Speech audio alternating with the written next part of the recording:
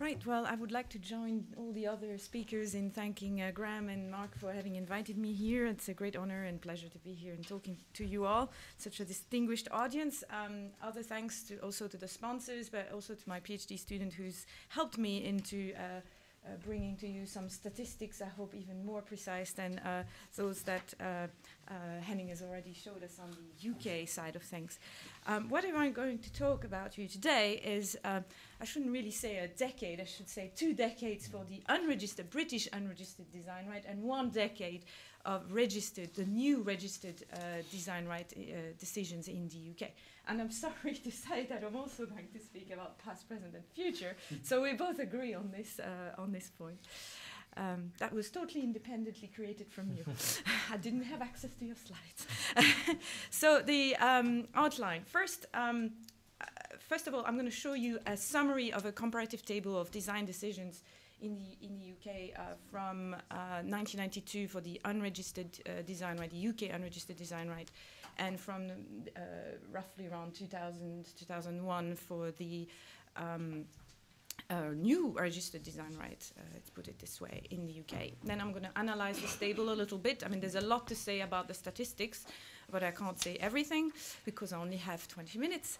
Afterwards, I'm going to just show you why there is an interest, a huge interest, and why there's a huge future for both the unregistered, the UK unregistered design right and the community unregistered design right, at least in the UK. Because we're the only ones to have those 2 rights. And then give you what I think might be, I don't have a crystal ball and I'm not Mrs. Irma, as we say in French, which is the lady looking at a crystal ball, but give you what I think about what the future of unregistered design rights and registered design rights could be, especially in the UK. So, how does this table look like? I hope you can see. I couldn't, yeah, you can see at the back. I couldn't make it bigger than that. First of all, you have the number of cases that we have under the unregistered design. I found 40 of them. I might have missed a few because some cases are not reported, and my poor PhD student has done a lot of work, and I haven't had the time to verify everything she's done yet. The design in case of registered design, and I have put, as you can say, UK unregistered design, community registered design, and also the community unregistered design because it's the same law that applies, same body of law there. We have 25 of these cases, decisions, with 6 appeals. Under the unregistered design right, we have 8 appeals, if I count correctly. I will explain the different other parts of the table, then I have looked only at certain things. I can't look at everything because I could speak for hours on this. Decisions where the design was found valid, and decisions where the design found infringed, the number of high court cases against for both types of rights. The PCC means patents county court, and those cases, the proportion of cases that were appealed under the unregistered design right. On the other hand, the registered community, national, and community unregistered design. And then the type of design, whether we're in a manufacturing sector, and here I take UMA's classifications at the end of your book. You talk about manufacturing sectors and then the consumer conscious sectors. It's difficult to say it in another way. I mean, you can say consumer conscious, those things that we use every day, more like fashion, toys, and textiles, and what have you. So that's how it comes out. So what can be said of this data? Now, we have only 10 years litigation under the new registered design right in the UK against 20 years for the unregistered design right. So it's a bit difficult to compare. But there are more cases litigated on the UK unregistered design right than on the UK RDR and community RDR. Almost double, but of course we have 10 years more, so that cannot not very you can't say much about that. Then you have almost as many cases litigated on the national RDR than on the community RDR, but we only have 3, not surprisingly, it's UDR cases. Yeah, so because we have the national unregistered design right. And then what happened in the last decade? I've split the decade in 2 halves. the first part of the decade being until 2005, and then from 2006 onwards, is that the litigation has increased slightly for the registered rights and decreased slightly for the unregistered design right, the UK unregistered design right. But again, I don't think that's very conclusive because we can't really draw conclusions yet to see whether there's more litigation on the registered rights than there are on the unregistered rights. But it's not a surprise that there are not many cases litigated on the community unregistered design right. First of all, because we were pioneers and we have the unregistered design right very used to it, the national unregistered design right, and also because it only lasts 3 years. By the time that you find the infringement, it's already too late to litigate unless you just want damages. So probably that's why it's not used that much. But that's only statistics based, of course, on litigation, and you would have to talk to the practitioners to have a bit more information about what's happening really in practice and how many cease and desist letters they send and what settlements they are. So that obviously is difficult to get in terms of data, but maybe some of you in the audience will share this with me, if you can. So in terms of validity, it's more or less the same, in fact, for both rights. In 75% of the cases, the judges found the designs valid. In terms of infringement, the picture is slightly more favorable for the national and the unregistered design right in the UK, as half were found infringed, but only 32% were infringed for the UK RDR, the CRDR, and the CUDR. And interestingly enough, a far higher proportion of cases litigated under the national UDR concern the manufacturing sectors, in comparison to those concerning the consumer conscious sector. So 22 against 9, and when you look at RDR, CRDR, and CUDR, it's 11 against 10. And you think, oh, well, but that's normal because the UDR, the national UDR, it was really meant for functional articles, yeah, for those big machines and car parts, etc. But it's interesting to see that it doesn't seem to be the case, because when you look at the details, there's only one case. One case that deals with a surface decoration in the 10 decisions. Oh, sorry, didn't want to go there yet. The 10 decisions relating to registered rights. All the others were more into the manufacturing sectors. So, but that's again only what you get from the litigation. Now, it's not surprising also, I think, that there are more decisions that are appealed concerning the registered rights than the national unregistered design rights, because there are more decisions which are stating that the registered design is not infringed. So you would think that the claimant would want to appeal these decisions more, I imagine. So in conclusion, I think from this data, it seems that it is more useful for designer to sue in the UK, of course, on the basis of its national unregistered design rights, but it may simply reflect the fact that not all designers register the designs. However, I think it's clear from the data that we have here, at least from a litigation point of view, that the national UK unregistered design right is preferred to the community unregistered design right. And in conclusion, I think they're both alive. The only one which doesn't seem to be as alive is the community unregistered design right, as far as statistics from litigation can give you a flavor of what the real picture is. And it's not surprising because of the advantage that, sorry, I missed a bit of your presentation, but the advantage that the unregistered design right in the UK has, which is that it lasts much longer than the community unregistered design right. And I'm going to give you an example, and that's only an example, because I could spend hours speaking about this. There's so much to be said, of a case in the UK that's been litigated both on the unregistered design right at the UK level and the community unregistered design right. And the main question in the case, there were other questions about infringement, but the main question was whether the design was a method or principle of construction. That's the Bailey case, which dealt with a bait bag for anglers when they fish. Whether the design was a method or principle of construction under UK unregistered design right, and whether it was solely dictated by technical function under the community unregistered design right. And in that case, the court said, well, it's excluded under the national right, but it is not under the community right.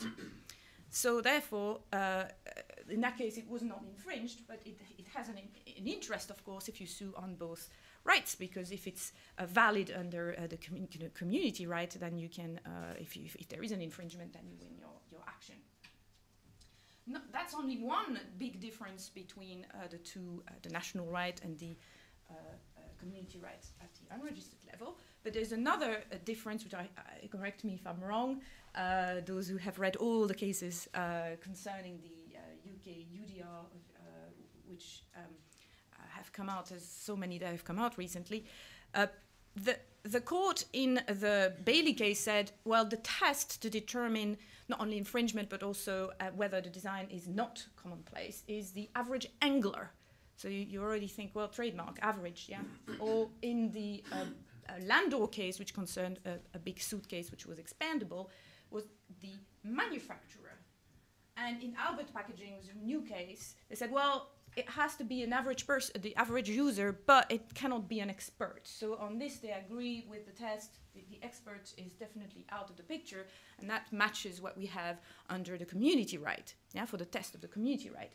But I think the average person, or even the manufacturer, is not your informed user. It's not always your informed user, the informed user that we have under the community registered or unregistered design right. So yet again, you have a big difference there, and it makes it interesting to sue on both the national unregistered design right and the CUDR to get the best of both worlds if you're a claimant. So I don't think it's only in theory, I think it's really in practice, because these decisions show this, at least to some extent, that it is interesting for a claimant to combine both claims. And that's only an example, because there are plenty of differences, as you were saying, Henning, and many more in between the CUDR and the UK UDR. So, what future? And it's very partial. And my answer is very partial because I can only speak about the litigation that I looked at. The statistics that I've shown you seem to suggest that we can see more or less an equal amount of cases based on the registered rights than on the unregistered design rights. But as I say, I'm comparing 20 years with 10 years, so I think we need a few more years to have a better picture. And I think, therefore, both types of rights, I see it in the UK, so registered and unregistered at both community level and at national level have a lot of future. So I concur with all the other speakers, at least for the UK. But what about us, the UK? Because we were pioneers, and Graham, you said we were the literature was very cynical about the design rights. Can I be also cynical a little bit? Maybe not, but you might disagree with me. I think that CUDR has probably a less bright future, at least in the UK, because the UK unregistered design right has so many more advantages, and the biggest one, I think, is the length.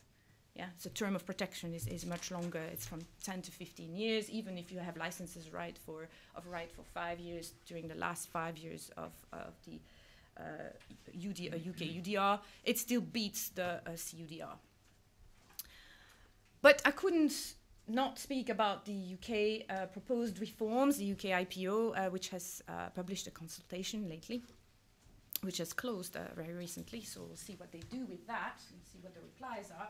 But they already have some idea of what they want to do with the UK UDR. Some idea. Maybe they'll change their mind, but so far they want to retain it, they want to keep it, because mainly the industry likes it, no wonder, the statistics confirm it.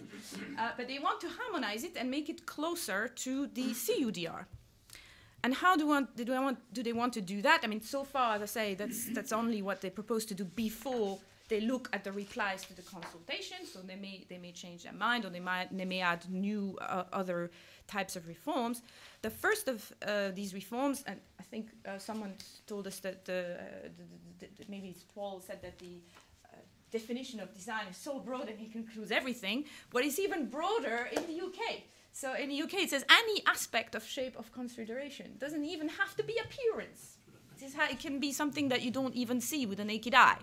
as the ocular sciences case shows, for example. So they want to restrict that definition in the UK so that it's closer to or almost identical to the one that we have at the community level. Right? That's the first thing. The second thing, in response to some comments from the industry, was to change the field, because you know that UK UDR is a purely national right. It doesn't exist elsewhere and is not harmonized at the international level by definition. So the field that you have to look at is only the UK. So if you try to find whether a UK design is commonplace or not, you only look at the UK body of designs. As opposed to, for the community registered or unregistered design right, you're going to look obviously at all the European Union or even the EEA.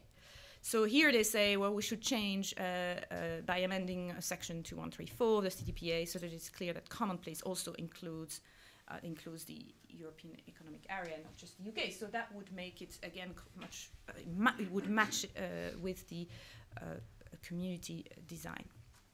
And finally, they want to clearly exclude ideas.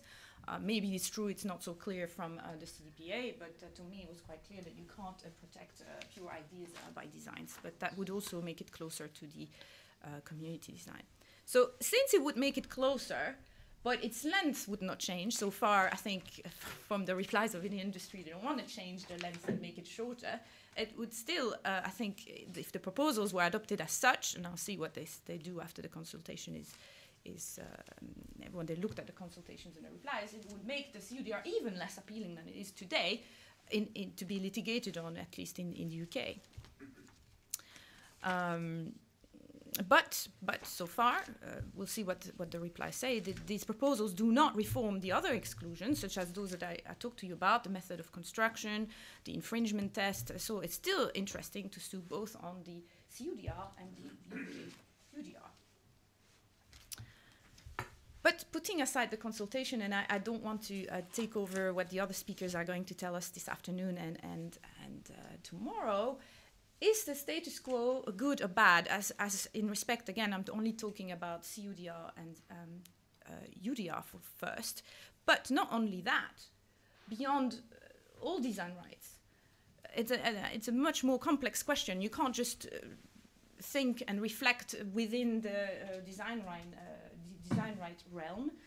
You have to look at all the other rights because, as you know, they're all intertwined and linked. So you need to look at copyright, registered and unregistered design rights, but also trademark law, patents, unfair competition, even competition law in itself.